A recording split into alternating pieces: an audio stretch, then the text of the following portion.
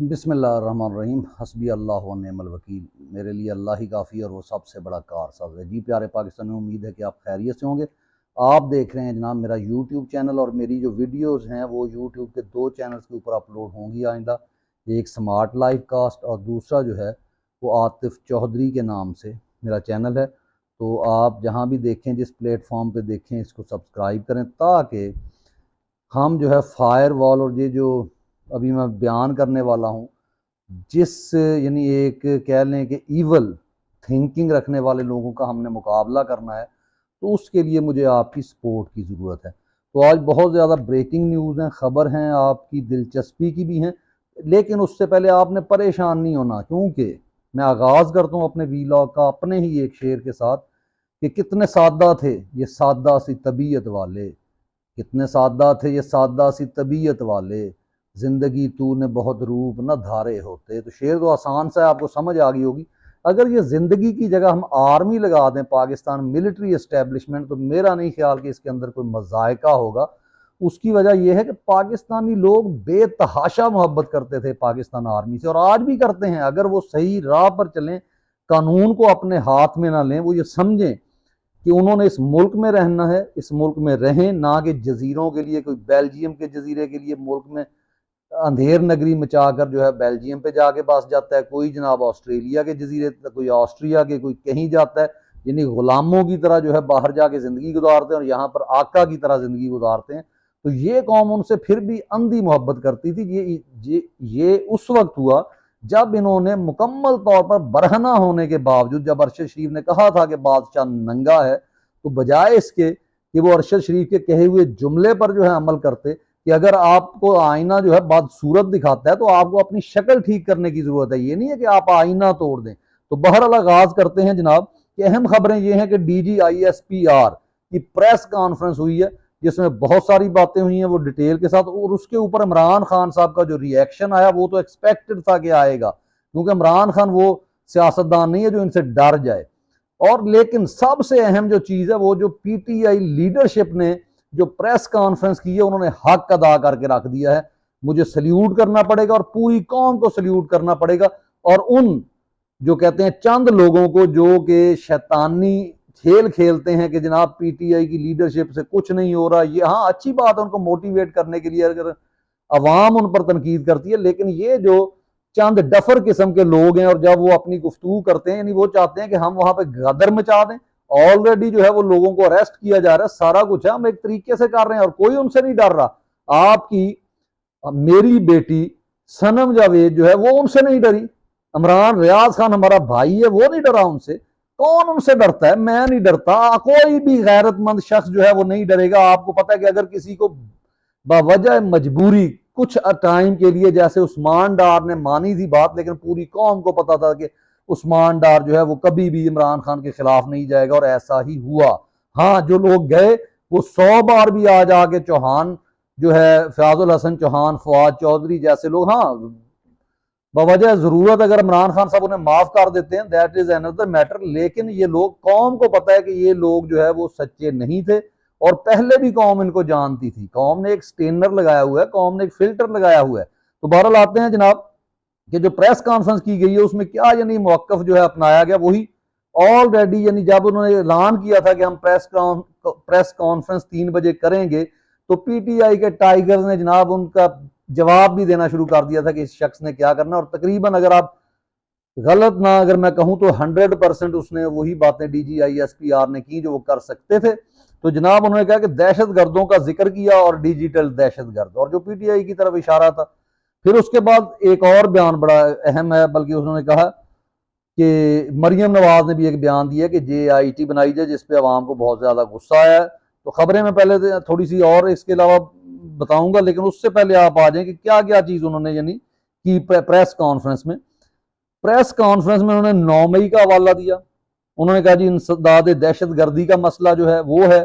फिर जो है डिजिटल दहशत गर्दी है, यानी कि जो सोशल मीडिया वर्कर हैं PTI के, जो कि पेड नहीं, उन्हें ये नहीं पता पूरी कौम जो है वो सोशल मीडिया चलाती। मैं 1 रुपया नहीं लेता PTI से, और मैं तब से चला रहा हूं जब इमरान खान साहब ने जमात बनाई थी। यानी अभी ये इलेक्शन जीतना तो बहुत दूर की बात है। SN रशीद साहब से मेरी मुलाकात हुई, मैं चाहता शायद ओहदे ले लेता, लेकिन अपनी मसरूफियात की वजह से मैं उतना नहीं टाइम दे सका। लेकिन मैं सोशल मीडिया उस वक्त से चला रहा हूँ और इसको एक इबादत समझकर, जहाद समझकर चलाता हूँ। मैं यूं समझता हूँ कि जैसे कोई तशना काम रह गया अगर मैं अपनी कौम को ना बताऊं, क्योंकि बीइंग अ टीचर मैं शारजा में इस वक्त अपनी सर्विसेज दे रहा हूं। इससे पहले सऊदीया में था जब इमरान खान साहब ने इलेक्शन लड़ा, और फिर मैं 18 में पाकिस्तान चला गया। तो उस वक्त से मैं जो सोशल मीडिया चला रहा हूं, मैं तो 1 रुपया नहीं ले रहा उनसे, और ना मैं उनसे डिक्टेशन लेता हूं इमरान। और ऐसे ही लोग हैं, जो पूरे पाकिस्तान के 80% लोग हैं जो सोशल मीडिया चलाते हैं, इनको शर्म नहीं आती ना इनको समझ आती है। तो वही शेर मेरा कि कितने सादा से ये सादा सी तबीयत, ये सादा से लोग थे, सादा सी तबीयत वाले। ये तो आपसे अंती मोहब्बत करते थे। आपने बरहना नाच जब नाचा है, डांस किया है, तो उसके बाद भी आप लोग ये आप एक्सपेक्ट करें कि लोग आपके लिए तालियां बजाएं, बजाय इसके कि आपको बुरा भला कहें वो आपके लिए तालियां बजाएं। ये नहीं हो सकता जनाब। तो बात उसके बाद उन्होंने कहा जी कि ऑपरेशन जो है अज़्म इस्तेहकाम जो है उसकी मुखालफत वही लोग कर रहे हैं, उनको भी दहशतगर्द करार दिया है।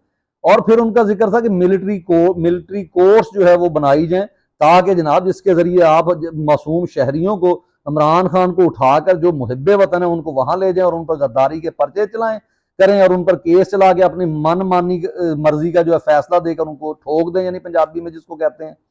फिर उसके बाद कहा जी बॉर्डर, क्या बॉर्डर के इसका जवाब आया, बहुत खूबसूरत जवाब पीटीआई वालों ने दिया है। इमरान खान साहब ने तो दिया ही है रद्द अमल। और उसके अलावा क्या जी, स्मगलिंग वहां से होती है, हमें भी मालूम है जनाब, वहां तेल की स्मगलिंग होती है। शुक्र है आपने माना, लेकिन वो भी डालने की किस पे कोशिश की, डिजिटल दहशतगर्द सोशल मीडिया जो वर्कर्स हैं उनके ऊपर। और बेनामी जायदाद, ये नहीं पता कि बेनामी जायदाद और गलत ब्लैक मनी की जायदाद बनाने वालों को आपने वजीर आला, आपने सदर बनाया हुआ है, किसी को वजीर आजम बनाया हुआ है। और बेनामी की जायदाद, पता नहीं ये किन की तरफ जनाब इशारा है, डीजीआईएसपीआर डीजे डीजे सॉरी कह रहा हूँ, डीजीआईएसपीआर साहब का। और उसके बाद उन्होंने कहा कि ईरान, शाम, लिबिया में जैसे वाकयात हुए, तो वैसे वाकयात जो है वो सोशल मीडिया के वहां पे फेक न्यूज चलाई गई थी। आपको शुक्र का जवाब इसका मैं बाद में देता हूं, लेकिन ये इन्होंने बात की। फिर उसके बाद जो है कि वहां फेक न्यूज चलाई गई और फौज के खिलाफ प्रोपेगेंडा किया गया इनको। फिर इसके बाद जो है डिजिटल दहशतगर्द कहा, उन्हें इंतशारी टोला कहा, यानी नाम लिए बगैर उन्होंने कोशिश ये की कि तमाम के तमाम PTI social worker, social media, digital worker जितने हैं उन सब को दहशतगर्द करार दिया। अब इस पे इमरान खान साहब का बहुत अच्छा रद्द-ए-अमल होना भी चाहिए था, उन्होंने दिया। उन्होंने कहा कि 9 मई के हवाले से ये मिलिट्री कोर्स बनाकर ये चाहते हैं कि मेरे ऊपर केस चलाया जाए और मेरे ऊपर आर्टिकल 6 गलत तरीके से लगाकर यानी सफाया कर दिया जाए। फिर उन्होंने कहा कि कोर कमांडर हाउस की वीडियो जो थी वो जरा सामने लेकर आए ना, वो किसने चोरी की। और इमरान खान ने माशाल्लाह, ऐसा शख्स आपको लीडर नहीं मिलेगा, उन्होंने कहा आईएसआई ने चुराई है ये तमाम सीसीटीवी फुटेज, और इनको सामने लाएं और ला के रखें उनको सामने। जुडिशल जो है एक यानी आप बनाएं कमेटी और उसके ऊपर जो है वो केस चलाएं, और फिर वो जो है वो आपको पता चल जाएगा कि क्या सच था और क्या झूठ था। ठीक है। और उसके बाद उन्होंने कहा कि ये सिर्फ simply they want to send me to jail और to military courts where they can do what they want to do, कि वो जो करना चाहते हैं वो कर सकें। उसके बाद उन्होंने एक और बहुत अच्छी बात की है, हुकूमत आसम मुनीर चला रहा है, हुकूमत शहबाज शरीफ नहीं चला रहा। और ये आज से नहीं है, ये तो मैं अक्सर आपसे कहता हूं कि भुट्टो भी हुकूमत नहीं चला रहा था, वो भी उस वक्त के मिलिट्री एस्टेब्लिशमेंट चला रही थी। पाकिस्तान में कायदे आजम की वफात के बाद और लियाकत अली खान के कत्ल के बाद कोई हुकूमत जो है वो अवामी नुमाइंदों ने नहीं चलाई, सवाए ये आधी हुकूमत जो इमरान खान ने चलाई, उसमें भी बाजवा ने बहुत, क्योंकि इमरान खान साहब ने आगे कहा, उन्होंने गांठ जोड़ था बाजवा का और फैज का, उनको फैज हमीद का, उसको भी उन्होंने आज एक्सपोज किया और बताया कि ये मुझसे आगे कोई बात करते थे, आपस में कोई प्रॉब्लम क्रिएट करते थे। फिर जो है इलेक्शन कमिश्नर को भी जो है बाजवा ने ही लगाया, ताकि ये तमाम गंदा खेल जो इस वक्त आसम मुनीर ने खेला, ताकि ये मिलिट्री एस्टेब्लिशमेंट खेल सके। ठीक है। उसके बाद उन्होंने कहा कि काजी फायज ईसा को भी उन्होंने जवाब दिया कि जनाब आपके पास तो टाइम नहीं था, 25 मार्च से 8 फरवरी तक जो, यानी मैं उसको गलत लफ्ज ना मेरे मुंह से निकल जाए, जो धांधली की गई, जो बल्ला छीना गया, जो फस्तायत का खेल खेला गया, जो पीटीआई के लोगों को उठाया गया, उसके लिए आज तक आपने कोई केस फिक्स नहीं किया, आपने टाइम नहीं दिया। और जो नजरसानी केस है, पटिशन है मखसूस सीटों के लिए, जो क्लियर कट यानी दीवार पे लिखा हुआ है हर आइन के मुताबिक कि उसी को मिलेंगी जिस पार्टी के उम्मीदवार हैं, उस पर आप कहते हैं कि वो नजरसानी जो है एक पिटीशन है, उसको छुट्टियां मनसूख कर दी जाए और उसको सुन लिया जाए। तो ये काजी साहब का दोगलापन भी इमरान खान साहब ने कौम के सामने रख दिया है। और इसके अलावा कुछ मैं आता हूं कि पीटीआई ने क्या इसका जवाब दिया, वो बहुत सुनने वाली बात है, लेकिन उससे पहले मैं थोड़ा सा आपको खबरें और बता दूं कि चंद एक खबरें और हैं कि रऊफ हसन की गिरफ्तारी पर भी रद्द अमल दिया गया, जो उनको गिरफ्तार किया गया था। फिर उसके बाद बैरिस्टर गौहर साहब मिले, उन्होंने कुछ गुड न्यूज भी सुनाई है। और अडयाला जेल में जज ने जो आखिरी वार्निंग दी है उस पर अगर टाइम हुआ बात करेंगे, नहीं तो अगले इंशाल्लाह वीलॉग में उसकी बात होगी। और इसके साथ साथ जो है मेजर रिटायर्ड सरवर साहब बांग्लादेश की तरह जो है एहतजाज करवाना चाहते हैं। तो जनाब ये एहतजाज हो सकता है, लेकिन उसके लिए क्या है, हमारे लीडर ऐसा मिला है हमें। शेख मुजीबुर रहमान को मैं बहुत लाइक करता हूं, लेकिन शेख मुजीबुर रहमान के भी नर्व जवाब देंगे। तो अच्छा फैसला किया था, उसको जब पता चल गया था ये अपनी हट दर्मी पर कायम है, ये कह रहे हैं कि मुल्क दो टुकड़े करो, क्योंकि इन्होंने ऑफर की थी जो है शेख मुजीब को, और शेख मुजीब ने कहा था हम क्यों मुल्क तोड़े, हम जो है मेजोरिटी में है, अगर आप अलहदा होना चाहते हैं आप अलहदा हो जाए, हम तो पाकिस्तान रखें। लेकिन उन्होंने जबरदस्ती इस हद तक मजबूर किया कि उनको एक अलहदा वतन बांग्लादेश बनाना पड़ा। और बहरहाल जो भी हुआ, इनसे तो बांग्लादेश आज भी बेहतर जा रहा है, ठीक है। तो इसके लिए अब ये चाहते हैं, लेकिन अब लीडर वो मिला है जो इनको ना तो सिंध अलग करने देगा, इनके बस में हो तो सिंध अलग करके जरदारी के साथ वहां अयाशी करना शुरू कर दें और वहां की फौज भर्ती करें और इस मुल्क को छोड़ जाएं। ये इस हद तक जाने वाले लोग हैं, लेकिन इस वक्त बार लीडर ऐसा मिला है जो इनको भागने भी इंशाल्लाह देगा। अब जो बातें पीटीआई की लीडरशिप ने की हैं, बहुत खूबसूरत जवाब उन्होंने दिया है। उन्होंने कहा कि सनतें किसने बंद कराई, यानी आप तो कह रहे हैं ना कि पीटीआई डिजिटल मीडिया दहशतगर्द है, सनतें किसने बंद कराई हैं? क्या ये सोशल वर्कर्स ने करवाई हैं? क्या ये जो है सोशल मीडिया के लोगों ने करवाई हैं कि पूरे मुल्क की सनतें बंद हो गई हैं? उसके साथ साथ फिर उन्होंने कहा कि बॉर्डर की हिफाजत जो है वो क्या सोशल मीडिया वाले करते हैं? आप जो बता रहे हैं कि वहां से तेल स्मगल होता है, वहां पे गाड़ियां आती हैं, वहां पे कौन लोग हैं जिनको निगरानी करनी है और किसने वहां के काम करने हैं? वो सोशल मीडिया के लोग तो नहीं करते। आपने ये सोशल मीडिया के ऊपर ये बात भी डाल दी है। फिर आप ये बताएं कि किसान को किसने बर्बाद किया, यानी पहले गंदम के काश्त और अब दूसरी फसलों में इस कदर महंगाई जो हो गई है, वो भी क्या सोशल मीडिया की वजह से हुई है? उसका आप जवाब दें। कैसे लोग हैं वो आपने मुसल्लत किया और डायरेक्टली ना से इनडायरेक्टली पीछे हुकूमत आप कर रहे हैं। आप जवाब दें कि किसान क्यों बर्बाद हो रहा है आपके मुल्क में, ठीक है। उसके बाद बिजली की डिमांड जो है वो भी क्या सोशल मीडिया ने जो है उसमें जितनी खराबी आई है उन्होंने की है।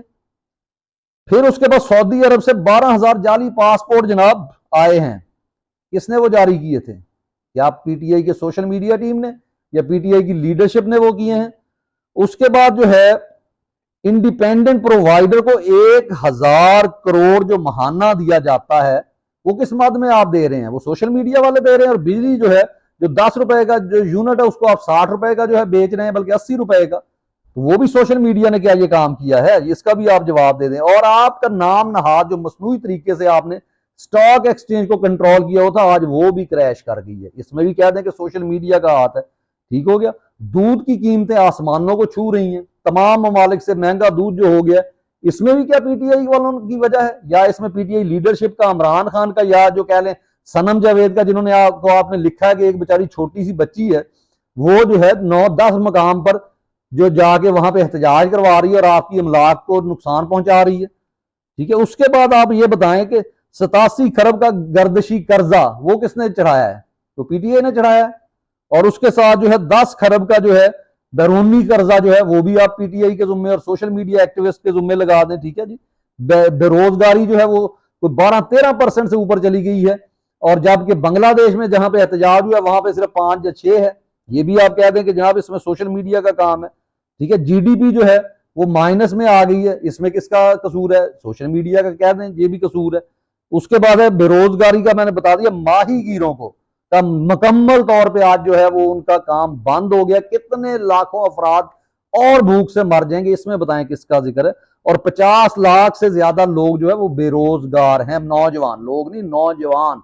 उनको जवाब किसने देना है जनाब? वो सोशल मीडिया की वजह से है, ठीक है। और उसके बाद आप आए कि ये तमाम चीजों को अगर हम एक देखें तो मेरा ख्याल है कि बहुत अच्छे सवाल रेज किए हैं पीटीआई की लीडरशिप ने कि अगर ये सारा कुछ हमने किया तो फिर हमें बैन कर दें, फिर आपको है। लेकिन अगर हमने ये बैन नहीं किया तो आपके जुम्मे है, यानी बॉर्डर की हिफाजत किसने करनी है? आप तो जेल की हिफाजत के ऊपर लगे हुए हैं।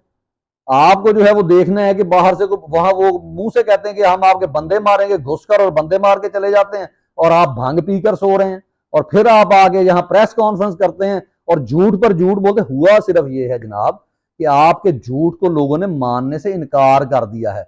जैसे अहमद नदीम कासमी साहब ने एक दफा आप पे तनकीद की थी, लेकिन आपने उन पर हाथ इसलिए नहीं उठाया था कि ढके छुपे लफ्जों में वो लोग बातें करते थे। उन्होंने कहा था कि हुक्म यह है कि सच भी सलीके से कहा जाए नदीम, आग को आग नहीं फूल बताया जाए। तो ये लोग जो अब की जनरेशन है ना, ये आग को आग ही बताएगी, इसलिए आपको तकलीफ हो रही है। वो नहीं चाहती, वो आपका इतना सा भी सियासत में आपका अमल दखल नहीं चाहती जी। उसके अलावा आ जाए, कायद आजम की वफात हुई, जब उनको डॉक्टर जो कर्नल थे वो वक्त पर नहीं पहुंचे, उनको इतनी गाड़ियां थी कराची में, उनको खराब एम्बुलेंस दी गई। वो जो है नवाब जो है बहावलपुर के घर जाना चाहते थे, उनको आपका फौजी डिक्टेटर जो बाद में बना वो उनको गवर्नर हाउस में लेकर गया। तो ये तमाम चीजें उनकी वफात के क्या सोशल मीडिया वाले उसके जिम्मेदार हैं? फिर आप बताएं, फातिमा जिन्ना का जो करैक्टर असैसिनेशन, उनकी करदार कुशी की गई, आज जो आप इमरान खान की बीवी की कर रहे हैं, वो किसने की? उनका कत्ल किसने किया? अगर तो सोशल मीडिया ने किया, बैन कर दें जनाब। उसके बाद आए लियाकत अली खान का कत्ल किसने किया? जब उन्होंने अमेरिका की जो है डिक्टेशन मानने से इनकार कर दिया, और आपके जनाब जनरल साहब ने सल्यूट करते हुए कहा था कि हम जनाब आएंगे, और उसको कत्ल करवा दिया। उसके बाद में तहकीक भी नहीं की। वो आज तक यानी आपकी कंपनी नहीं कर सकी। अगर सोशल मीडिया होता तो इसका सच अब तक निकाल के ले आया होता। सकूते ढाका हुआ, ये भी सोशल मीडिया की वजह से हुआ। आपने इतने लाखों औरतों की इज्जतें लूटी उस वक्त, और आज भी आपने चादर चार दीवारी का तकद्दुस पामाल कर दिया, ये भी क्या सोशल मीडिया की वजह से हुआ है? उसके बाद 93 जो हजार जो फौजी थे, उनकी पतलूनें उतार कर वो वहां से भागे, क्या सोशल मीडिया की वजह से भागे? हाँ, आज सोशल मीडिया बताता है उनको, क्योंकि आपने छुपा रखा था, लोग भूल रहे थे आपकी मोहब्बत में। लेकिन अब लोग वो पेंटों के बगैर तस्वीरें भी आपके लोगों की लगा रहे हैं, इसलिए कि आपने नफरत के बीज बो दिए हैं। डॉक्टर अब्दुल कदीर को हाउस अरेस्ट किसने किया?